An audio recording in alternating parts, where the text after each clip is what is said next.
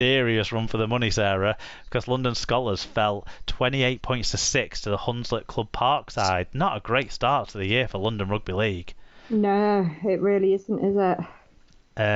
So that's at least one community club into the next round of the Cup, and we got a second when it was the all community club game between the Royal Navy and York Acorn. It finished Royal Navy 22, York Acorn 8. A very windy game down in Portsmouth. We got a fan viewing on this one. Yep, Clarkson said a pretty error-ridden game which ended in a well-earned win by the Royal Navy, but the next versus Batley will be very hard for them. At least this game you could make out the players at the end of the game. The kits weren't full of mud, which was one bonus. In the other televised game on the BBC, this one, Hunslet 30, Siddle 4. And Carsten again got in touch and said Hunslet with a strong start, but Siddle stayed in the game. Then the new rules hit and Siddle received a red card and Hunslet took the game home. That's 4 games with red cards from 5 I watched this weekend. And it was Swinton 14, North Wales 20. Sort of half an upset there, really, even though it was all League One. Swinton coming into the year as favourites in that division. So, yeah, interesting there. Do you want to take us through what that means then for the round 4 draw? Yeah, so the round 4 draw will be played on the weekend of the 26th to the 28th of February. York against Newcastle is going to be on the Sportsman at 3 p.m. on the 27th of February. Then we've got Halifax against Featherstone, which should be a good game, shouldn't it? Yeah. Lee against Widnes has been chosen for the Premier Sports on the 28th of February at 7:45. That one should be a good game as well. With Widnes' start to the season, we'll get to that in a minute, but yeah, 2 good teams. Rochdale against Barrow, Batley against the Royal Navy, and that's on BBC Online on the 27th at 1 p.m. Then we've got London Broncos against Bradford, which could be a close game for different reasons. Hunslet Club Parkside against Sheffield, North Wales against Hunslet, Workington against Dewsbury, and Doncaster against Whitehaven. Yep, some good ties there to look out for. I mean, Doncaster could cause an upset League One against Championship in that last one you mentioned. I think there's a possibility of that there, isn't there? Yeah.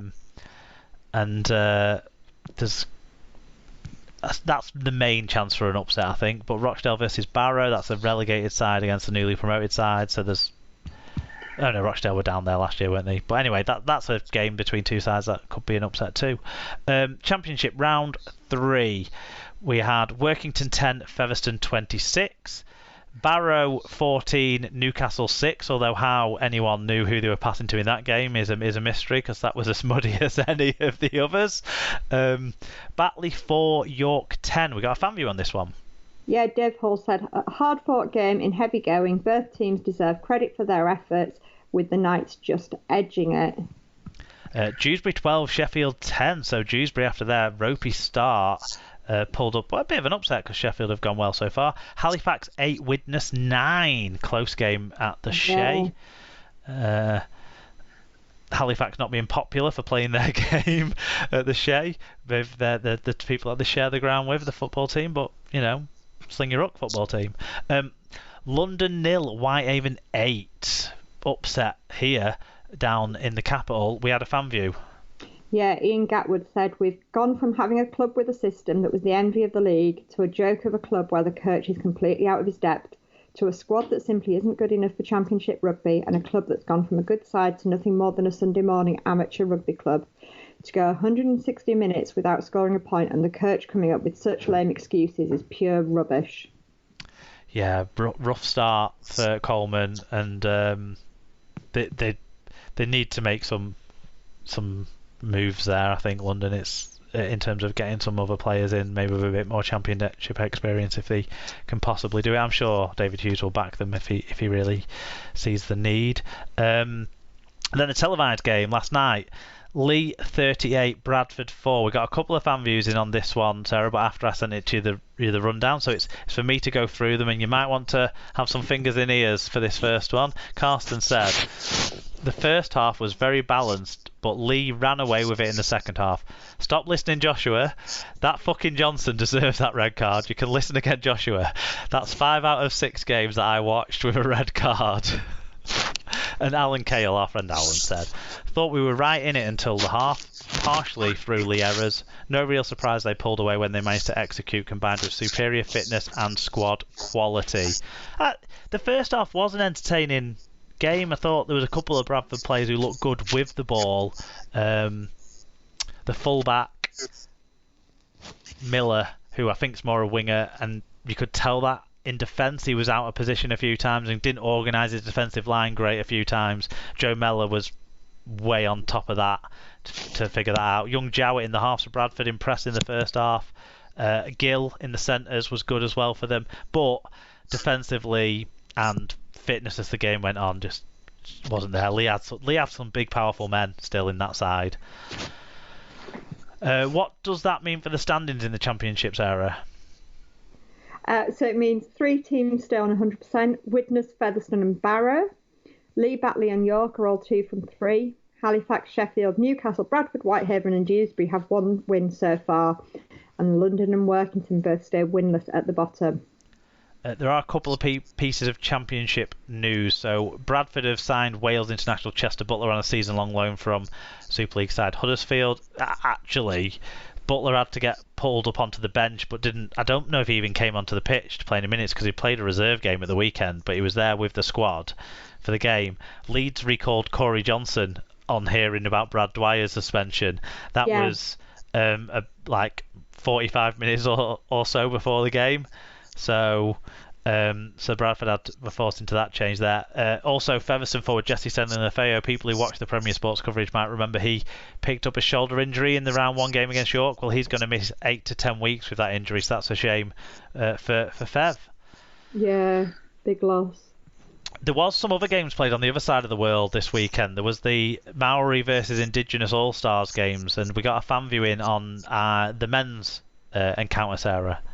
Yeah, Alan Walker got in touch and said, impressive pre-match cultural celebrations from both sides is an honour to watch. Makes you wonder why the format took so long to emerge. Obviously, pre-season rustiness and pissing down rain put paid to top quality handling, but a great game all the same. Even the ball looks cool, as did Albert Kelly at lock. Ref quote, we've had pretty much 20 minutes of good footy, but we're not going to have that crap. Classic. Yeah, I watched they split this into quarters because pre-season or what have you. I watched the last quarter of it, and the conditions weren't hugely better than some of the conditions we've had this weekend up here in the Northern Hemisphere. But one thing that strikes me about this concept versus other pre-season matches and that sort of stuff is the players buy into it because they really care about their heritage. Yeah. So it makes it actually a intense match. So that's why on the flip side you get quite a lot of errors because they're trying to play at mid-season intensity with no season preparation, but it does make it an engrossing watch, I think, compared to other similar types of fixtures that have been tried in the past or elsewhere tried.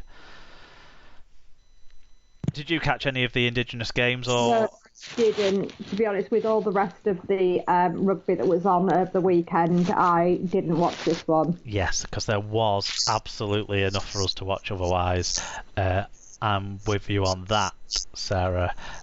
Right, okay then. Let's close down the other results and we'll jump into our predictions for round 2 of Super League.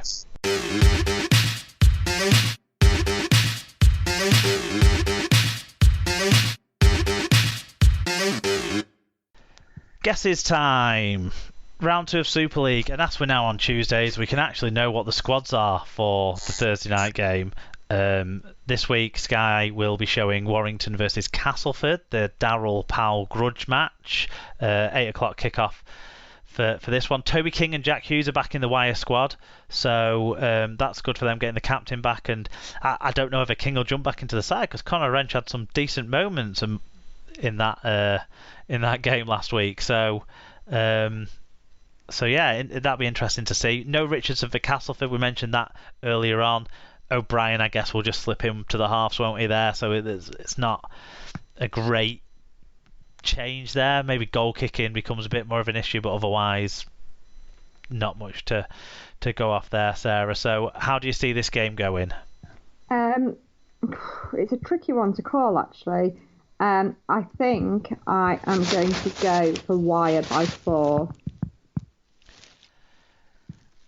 Yeah, it is tricky, isn't it? Because in a way, Radford could kind of motivate the Cass side in a way that he motivates sides for cup games in this game, because there is a one-off nature to it in that it's the first time they will be playing Daryl Powell since he went. So, the argument of, look, he took some of his players with you, but he didn't think you lot were good enough. Yeah, there's things, isn't there, that you can get at there. You're right, yeah. And Warrington weren't very good against Leeds. Having said that, I still trust that there's enough quality in this Warrington side. And I think Daryl Powell will be able to expose the weaknesses in the players that are at Cass, either the players that have got clear weaknesses that like you pulled out about how Radford sets up players like Fanua and Faremo to not exactly necessarily show the best stuff defensively, or the players that he's coached for several years. So I think, Warrington by 10. I think they can do this one, and I just hope that both sides are better than they were last week, with it being on TV and all that. Friday 8 p.m. it's Wigan versus Leeds, so Wigan's first home game of the season. Leeds, we know, will be missing some players. We know they'll be missing Dwyer.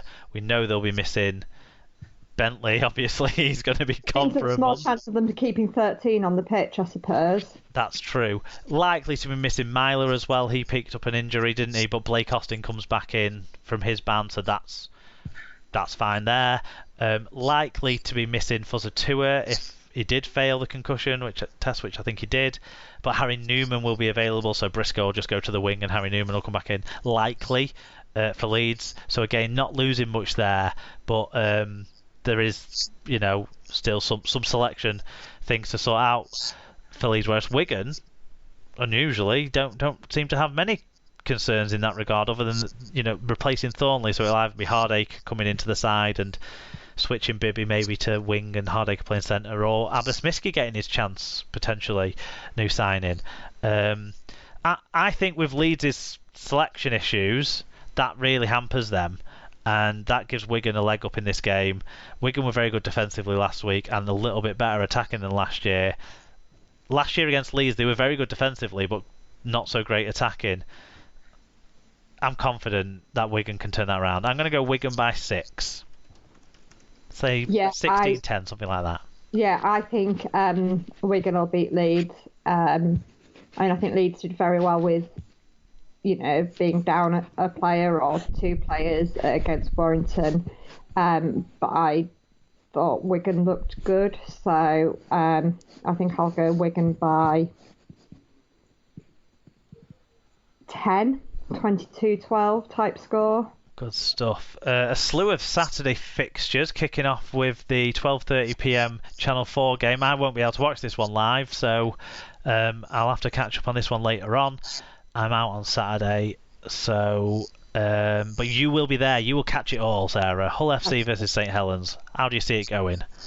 I see it being very tight, and Hull ultimately coming away with a 2-point victory. Fair enough. I see it being not so tight and Saints winning by 16. Well, that's always a possibility as well, but, I'm not going to go for that one today. No, fair enough. They did look good though, didn't they? Annoyingly. Yeah, no, I mean, if I was a neutral, I might have said something very, very different. Oh, I'm a neutral. That's why I'm not really a neutral. That's why I've only gone 16. No, I'm joking. I don't think they're that far ahead of you. Saturday 3 p.m. Huddersfield versus Hull KR.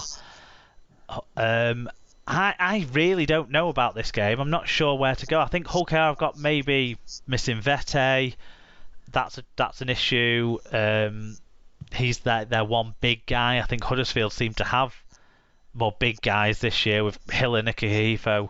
Being able to fill those roles well alongside what they already had. Huddersfield will have McGillivray back. It seems like he was just a slight knock for last week. They'll be able to call on Lawrence. I can only assume he was someone who hasn't had the COVID vaccinations, because there was no other talk about injuries with him last week, was there? I